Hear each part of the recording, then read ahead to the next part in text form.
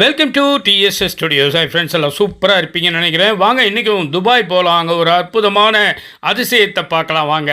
அப்படி என்ன அதிசயம்னு கேட்குறீங்களா? அதுதான் புர்ஜ் கலீஃபா. புர்ஜ் கலீஃபாங்கிறது என்ன? உலகத்திலேயே மிக உயரமான கட்டிடம் புர்ஜ் கலீஃபா. இப்போ அதை தான் நம்ம பார்க்க போகிறோம் வாங்க.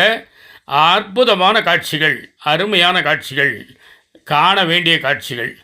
அதை பற்றி விவரமெல்லாம் கேட்டோம்னா மறைப்பாக இருக்குங்க. நம்மளுக்கு 828 மீட்டர் உயரம், 2700 அடிக்கு மேலே. இப்போ இதெல்லாம் அடிக்கடி பார்த்துருப்பீங்களே, இந்த கிரிக்கெட் மேட்ச் அப்போ காமிச்சாங்க. அதுதான் பக்கத்தில் புர்ஜ் கலீஃபா. அந்த துபாய் மால்னு சொல்கிறதுக்குள்ளே தான் இதுவும் இருக்குது. ரொம்ப அருமையான இடம். 163 மாடியில் 148வது மாடி வரைக்கும் நம்மளை விடுறாங்க. இங்கே பாருங்கள், இப்படி இருந்த இடம் தான் இன்றைக்கி இப்படி இருக்குது. ஒரு இடியாப்பம் பொழிஞ்சால் எப்படி இருக்குமோ அந்த மாதிரி இங்கே சாலைகள் இருக்குது. ஒரே குழப்பம், எதில் போனால் எது வரும், எதில் போனால் எது வராதுன்னு அங்கே இருக்கிறவங்களுக்கு, பழக்கமானவங்களுக்கு மட்டும்தான் தெரியும். புதுசாக போனவங்களுக்கு இது ஒரு மலைப்பு, வியப்பு தான். அதில் எந்த சந்தேகமும் இல்லை. பாருங்கள், 148வது மாடியில் இருந்து இப்போ நாம் இந்த தரையை பார்த்துட்ருக்கோம். ஆஹா, என்ன ஒரு காட்சி பாருங்கள். எங்கெங்கே காணினும் லைட்டு தான், வெளிச்சம்தான். இவங்களுக்கு கரண்ட்டு எங்கேருந்து தான் கிடைக்குமோ தெரில. இங்கே அப்பா சாமி, நம்ம ஊர் கரண்ட் பில்லை ஒப்பிட்டு பார்த்தா மயக்கமே வந்துடும் நமக்கு. அந்த அளவுக்கு பளிச்சுன்னு எங்கே போனாலும் வெளிச்சம். எவ்வளோ பெரிய ஏரியாவுக்கு பாருங்கள், அந்த கவரேஜ் பூரா வெளிச்சமாக இருக்குது. எங்கேயாவது ஒரு இடத்துல இருட்டு அழுது விடிஞ்சிட்ருக்கா பார்த்தீங்களா? அடடா, என்ன ஒரு காட்சிங்கிறீங்க. உலகத்திலேயே மிக உயரமான இடம். இந்த மாதிரி இருந்த ஒரு சாதாரண பாலைவனம் தான் இன்றைக்கி இத்தனை வகையான ரோடுகளும், அந்த வண்டி வாகனங்களும், விளக்குகளும் பாருங்கள். எவ்வளோ பெரிய ஒரு அணிவகுப்பு பாருங்கள். சிக்னலுக்கு நின்றுட்டுருக்கு இந்த வண்டியெல்லாம். அப்புறம் அப்படியே கொஞ்சம் நேரம் கழித்து அந்த சிக்னல் ஓப்பன் ஆகுது. ஓப்பன் ஆனோன்னு மெல்ல மூவ் பண்ணுறாங்க பாருங்கள். அப்படியே கொஞ்சம் கொஞ்சமாக அந்த வண்டிகள் லேசாக நகர்ந்துகிட்ருக்கு. ஏன்னா அந்த அளவுக்கு டிராஃபிக் இருக்குது. இந்த டிராஃபிக்கை தாண்டி சிட்டி லிமிட்டை தாண்டினா தான் இந்த வேகமெல்லாம்.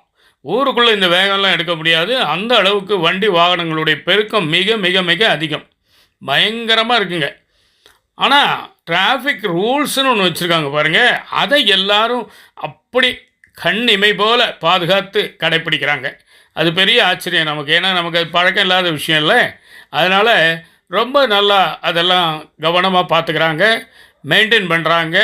யாரும் இருந்தாலும் இல்லாவிட்டாலும், யாருன்றது போலீஸ்காரங்க இருந்தாலும் இல்லாவிட்டாலும் அவங்க கரெக்டாக போகிறாங்க. என்ன காரணம்னு கேட்டிங்கன்னா, போலீஸ்காரங்க ரோட்டுக்கு வரவே வேண்டாம்.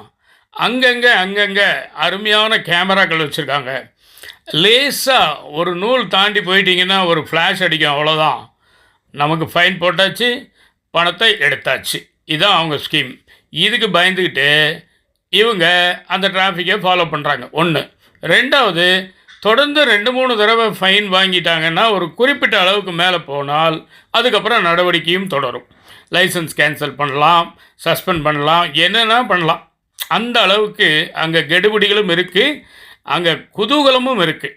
அதுக்காக யாரும் உட்காந்து முக்காலும் அழுதுகிட்டு பயந்துகிட்டெல்லாம் வண்டி ஓட்டலை.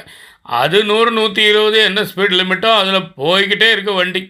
இங்கே பாருங்கள், அந்த காட்சியை பாருங்கள். அந்த ஊருக்குள்ளே என்ன ஒரு இரவு நேரமாக இருந்தாலும் ஒரு பகல் மாதிரி இருக்குது பாருங்கள். என்ன ஒரு காட்சி!